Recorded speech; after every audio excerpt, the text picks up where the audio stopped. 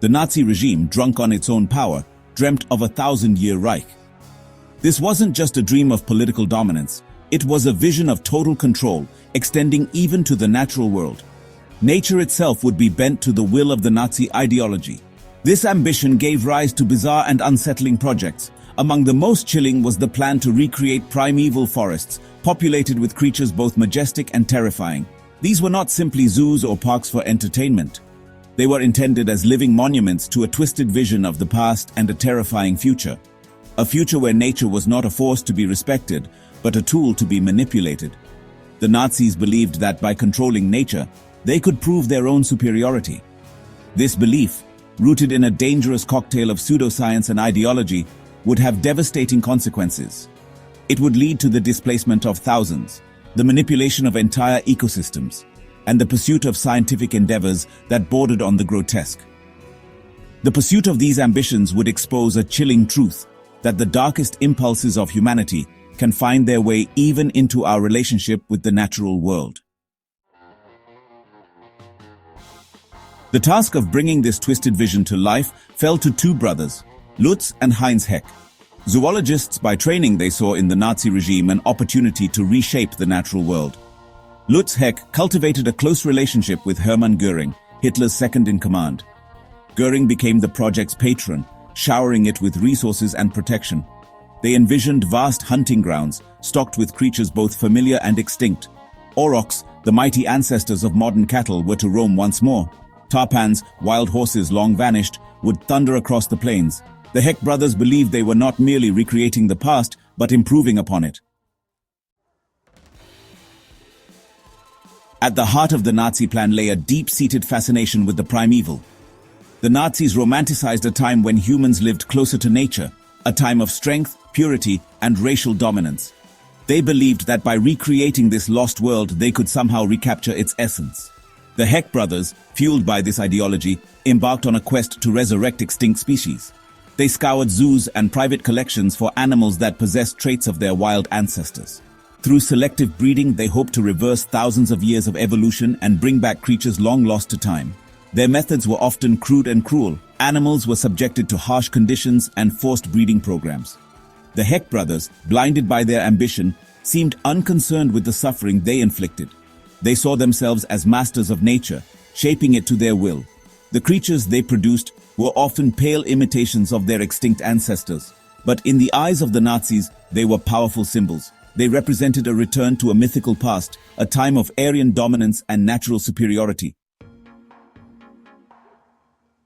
Section 4. The Białowieża Forest.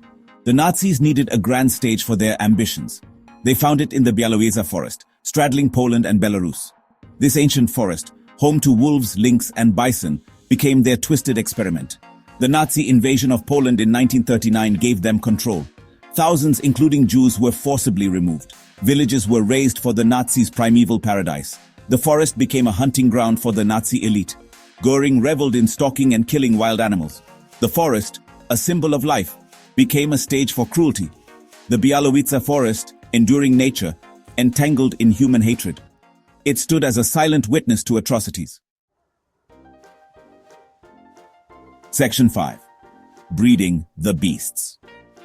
The Heck brothers, armed with Nazi resources and driven by their own ambition, set about populating the Białowieża Forest with their creations.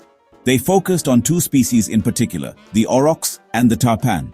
These animals, symbols of strength and wildness, held a particular allure for the Nazi imagination.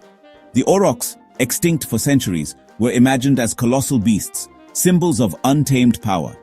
The Heck brothers attempted to recreate them by crossbreeding various breeds of cattle, selecting for size, aggression, and primitive characteristics. The result was the Heck cattle, a large and imposing animal, but a far cry from its extinct ancestor. The tarpan, a small wild horse, represented the freedom and spirit the Nazis sought to embody. The Heck brothers attempted to recreate them by crossbreeding Przewalski's horses, a closely related species, with domestic breeds. The resulting animals, though possessing some tarpan-like traits, were genetically distinct from their wild ancestors. The Heck brothers, despite their questionable methods and dubious claims of success, had achieved a chilling sort of accomplishment. They had created animals that embodied the Nazis' twisted vision of nature, powerful, aggressive, and under their control. Section 6. Legacy in the Ruins. As the tide of World War II turned against the Nazis, their ambitions for the WWII forest crumbled. The fate of many of the animals they had bred remains unknown. Some were likely killed during the fighting, others absorbed into local herds. The carefully curated ecosystem the Nazis had sought to create was lost amidst the chaos. The WWII forest, scarred by war and exploitation, slowly began to heal. The trees, silent witnesses to the horrors that had unfolded beneath their canopy, continued to grow. The animals, both native and introduced, adapted to the changing landscape. Today, the WWII forest is recognized as a UNESCO World Heritage Site, a testament to the power of nature to endure even the darkest chapters of human history. But the legacy of the Nazi project lingers. The heck cattle, scattered across zoos and farms, serve as a reminder of the dangers of manipulating nature for ideological ends. The WWII forest stands as a symbol of both the fragility and the resilience of the natural world. It is a reminder that even in the face of unimaginable destruction, life finds a way. Section 7. A chilling paradox. The story of the Nazis' attempt to control nature presents a chilling paradox. On the one hand, it reveals the depths of human cruelty and arrogance, the willingness to exploit and manipulate the natural world for ideological ends. On the other hand, it highlights the ultimate futility of such endeavors. Nature, for all its beauty and wonder, is not easily controlled. It is a force far older and more powerful than any human ideology. The Nazis, for all their power and ambition, could not bend it to their will. Their attempts to recreate the past only served to highlight the folly of trying to control the uncontrollable. The legacy of the Nazis' Jurassic Monsters is a complex one. It is a story of ambition and cruelty, but also of the enduring power of nature. It is a reminder that even in the darkest of times, the natural world offers hope and resilience.